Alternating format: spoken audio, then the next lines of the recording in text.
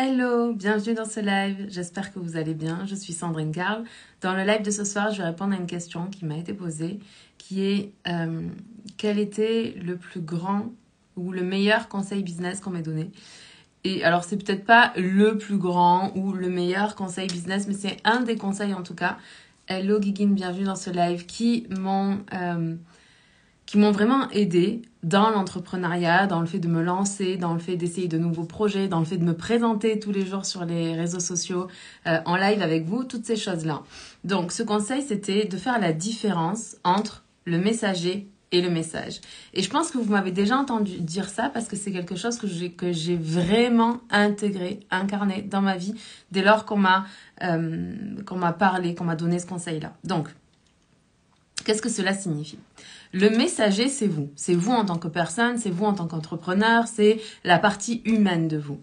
Et puis le message, c'est quelque chose qui est au-delà de vous. C'est comme un peu le message que vous êtes venu faire passer à d'autres êtres humains au travers de votre entreprise. C'est comme votre contribution dans le monde. Vous voyez ce que je veux dire?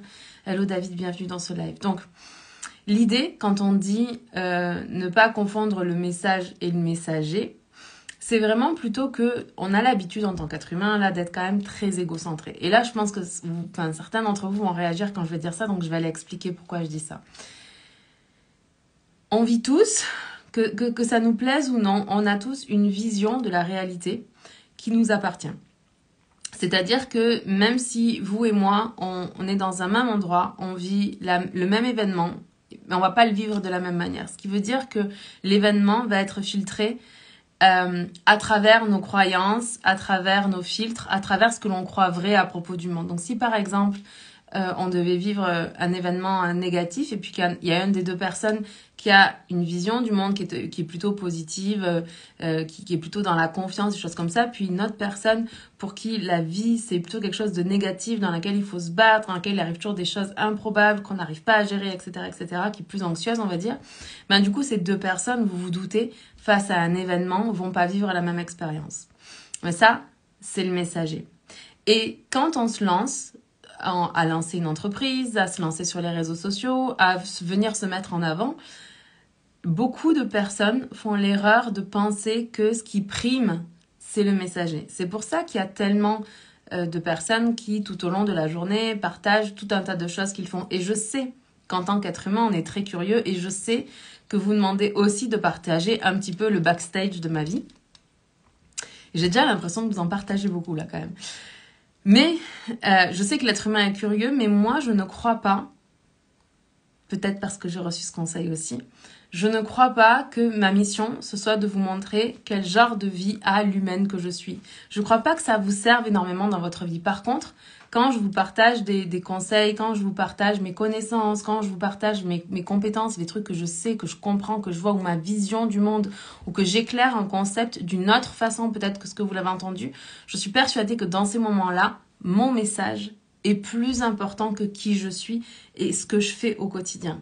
J'espère que vous me suivez.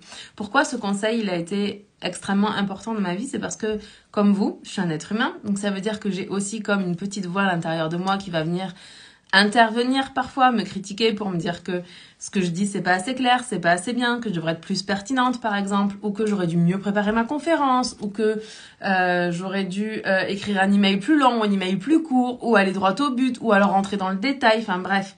Toutes ces choses que notre critique intérieure va venir nous dire au quotidien à chaque fois qu'on fait des choses qui sont importantes pour nous. Ces choses qui sont importantes pour nous, très souvent, elles nous demandent de sortir de notre zone de confort. Et quand on sort de notre zone de confort, bah forcément on est au contact avec nos peurs.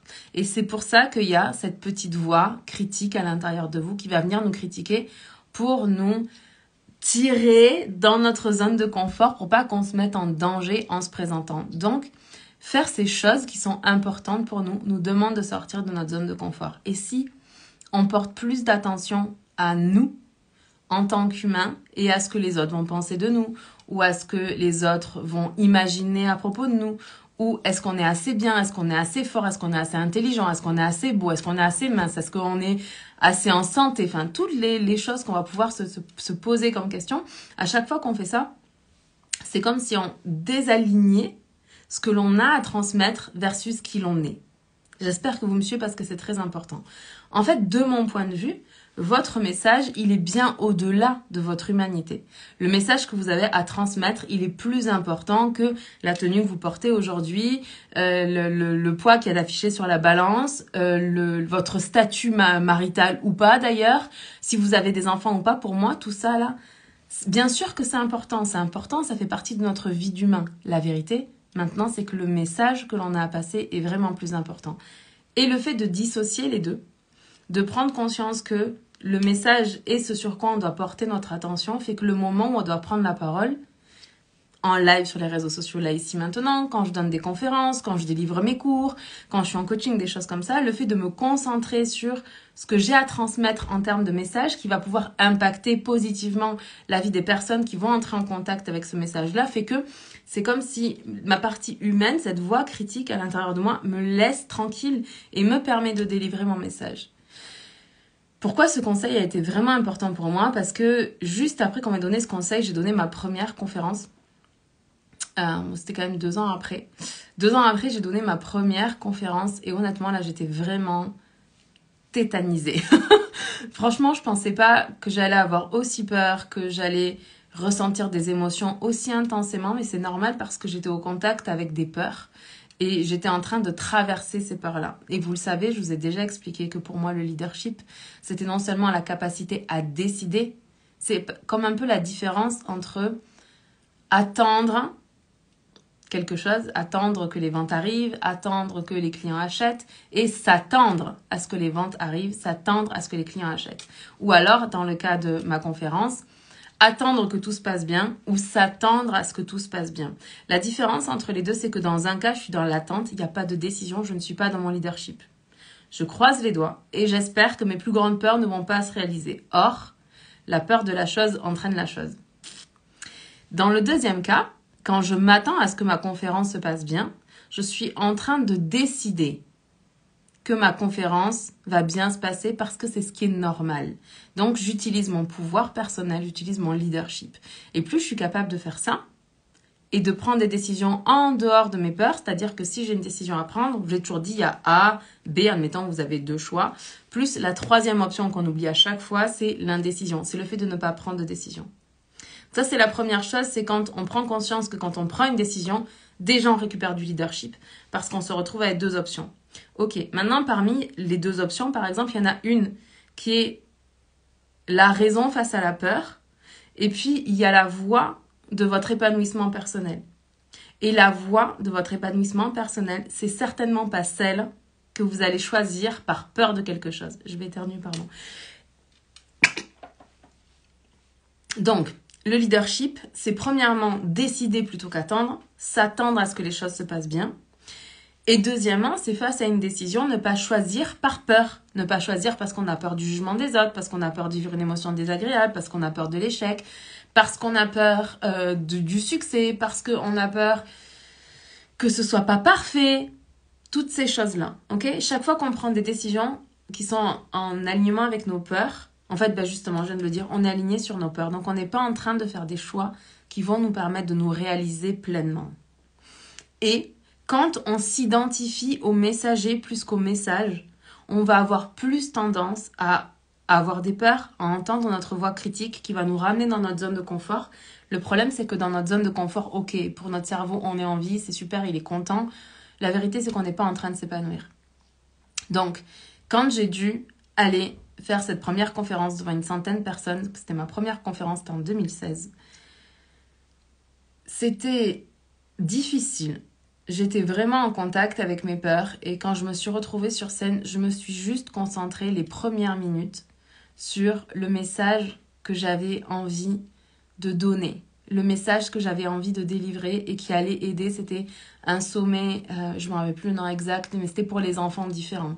Les enfants différents, les troubles 10 ou autres, les hauts potentiels, les choses comme ça. Les personnes qui ont de la difficulté à trouver leur place dans la scolarité traditionnelle.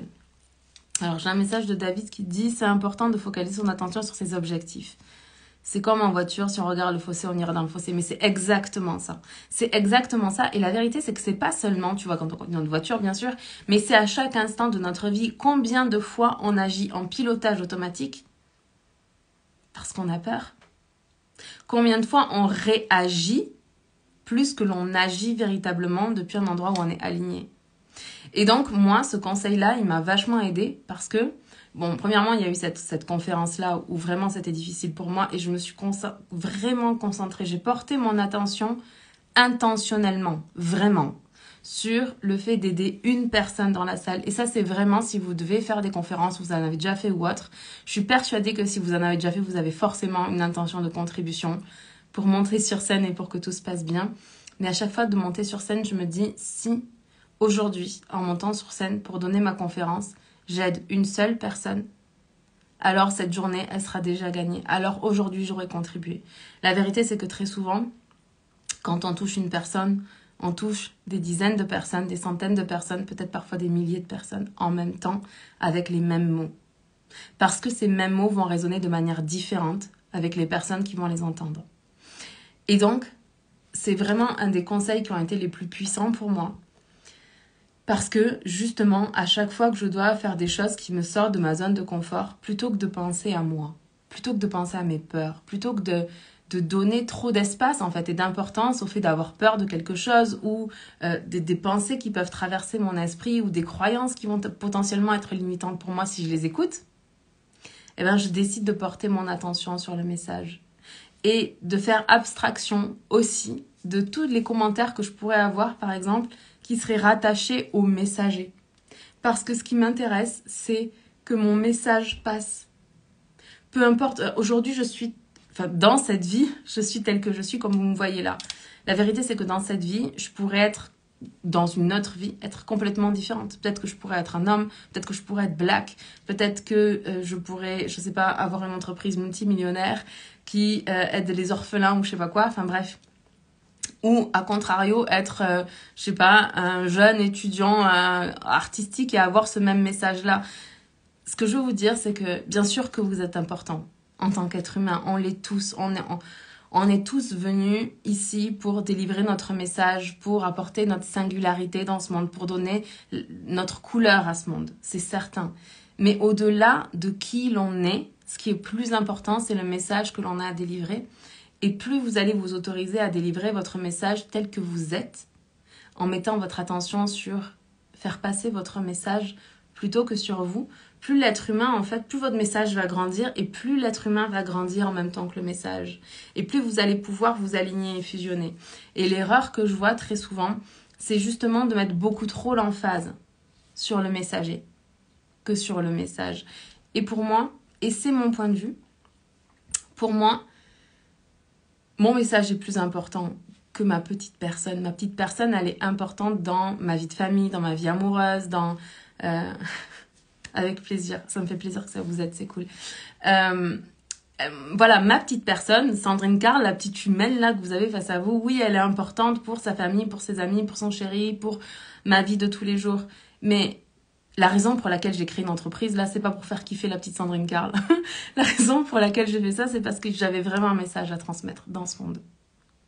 Et à chaque fois que je le fais, ça me pousse à faire grandir la Sandrine. Et aujourd'hui, je suis capable de faire des choses que j'étais peut-être moins capable de faire au départ parce que j'avais peur et que j'étais drivée par mes peurs. Et que je m'interdisais de me présenter en live sur les réseaux sociaux, que je m'interdisais de monter sur scène si on m'invitait, que... Je me suis jamais interdit ça quand même, mais j'avais quand même vraiment très très peur. Je m'interdisais plein de choses. Je me rappelle, pour tourner une vidéo à l'époque, quand j'ai commencé ma chaîne YouTube, donc en 2016, mais mon Dieu, je pouvais faire je ne sais pas combien de prises pour faire une vidéo qui allait durer 10 minutes.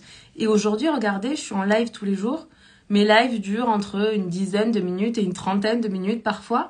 Et c'est ok, et bien sûr que c'est pas parfait. Bien sûr que je fais des fautes de grammaire, bien sûr que je m'en mêle les pinceaux, bien sûr, enfin bref, j'y vais avec le flow. Donc, peu importe, l'important c'est que le message que j'ai à passer, il passe et que vous puissiez le recevoir. Et je fais confiance. Et ça, c'est autre chose. C'est concentrez-vous sur délivrer votre message et faites confiance que les bonnes personnes vont entendre ce message que vous avez à passer. Hello Seb Meta, bienvenue dans ce live. Faites confiance que les personnes qui ont besoin d'entendre votre message vont être comme attirées par vous. Comme c'est un peu comme si vous croyez à l'univers, c'est un peu comme si l'univers disait « Ok, ce message-là, il est important, donc je vais aller connecter ce message avec cette personne parce qu'elle a besoin de l'entendre. » Et c'est plus votre job. Salut Zébulon, j'espère que tu vas bien. Votre intention, c'est d'aller partager votre message, pas de porter votre attention sur vous. Parce que porter votre attention sur vous, c'est bien, c'est important, c'est nécessaire aussi de prendre soin de nous en tant qu'être humain. Mais délivrer notre message, aider les gens, c'est ce qui va permettre que les bonnes personnes soient attirées par nous. Cette personne que l'on aide reçoit un message bien plus important et qui donne espoir en l'humanité, que chaque vie compte et mérite d'être aidée. Mais tellement, je suis tellement d'accord avec toi. Ok, je vais vous laisser là-dessus. Donc le meilleur un des conseils business que l'on m'ait donné, c'est un des premiers d'ailleurs conseils business qu'on m'ait donné. Je sais pas si on peut dire que c'est un conseil business, mais ça m'a été donné dans le cadre de l'entrepreneuriat. C'était de dissocier le message du messager. Je vous aime, je vous embrasse, on se parle demain. Ciao!